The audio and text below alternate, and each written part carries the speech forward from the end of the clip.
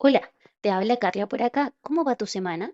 El día de hoy te quiero enseñar una funcionalidad muy práctica que me enseñó el equipo de soporte de Nubox, lo cual me ha ayudado mucho para alivianar el cierre de mes. Te estoy hablando de la carga masiva de comprobantes en contabilidad, por lo que hoy veremos los principales errores al llenar la plantilla.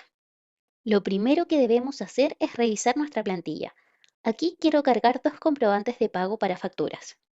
En la columna A debemos indicar la numeración del comprobante, de acuerdo a cómo lo tengo configurado en mi sistema. Si tengo la numeración automática, debo indicar el número 0. O si tengo la numeración manual, debo indicar el número de comprobantes según mi registro. Por ejemplo, aquí como son dos comprobantes, debo identificar la numeración para cada uno. Entonces, agregar el número 0 en la línea 4. Luego, en la columna B, debo indicar el tipo de comprobante. Aquí quiero registrar un egreso, entonces indicaré la letra E en la línea 4. En la columna C, debo indicar la fecha y en la columna D una breve glosa a mis comprobantes.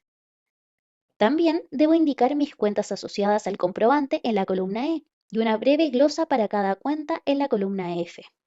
Si mis cuentas tienen los atributos de centro de costo y sucursal, debo indicar la información en las columnas G y H respectivamente.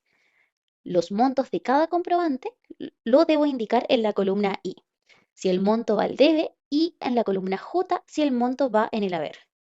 Si mis cuentas tienen el atributo de auxiliar, bancario u honorarios, debo llenar la información desde la columna K hasta la columna Q.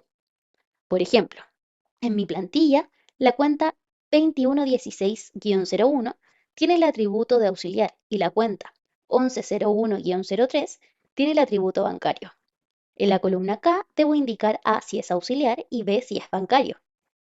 En la plantilla también tengo la cuenta 2105-01, pero si voy a mi sistema a ver mi plan de cuentas, la cuenta no tiene el atributo de auxiliar, entonces debo eliminar esta información. Luego debo continuar con la columna L. En ella debo indicar el root del cliente o proveedor cuando tengo el atributo auxiliar. Aquí compruebo el root en mi sistema y me doy cuenta de que el dígito verificador está erróneo. Entonces lo modifico. Para el atributo bancario debo dejar la celda en blanco. Luego debo continuar con la razón social para el auxiliar y para el bancario la descripción del movimiento bancario. Esto en la columna M. En la columna N debo indicar el tipo de documento para el movimiento auxiliar y NA para el bancario. En la columna O, el número de folio para el movimiento auxiliar y el número de documento bancario para el movimiento bancario. En la columna P debo indicar los montos, que me deben coincidir con los ingresados en la columna I y J. Finalmente, en la columna Q debo indicar la fecha de ambos movimientos en el formato día, mes y año.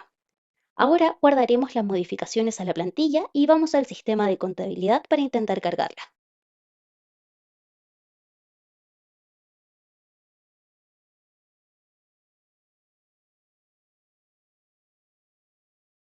¡Listo! Ahora los comprobantes quedaron cargados en nuestro sistema. Hemos llegado al final del video. Espero que te haya sido muy útil. Fue un gusto compartir contigo. Recuerda que si tienes consultas, me puedes dejar un comentario en este video o contactarte directamente a soporte. Te dejaré indicados los canales de contacto en la descripción del video.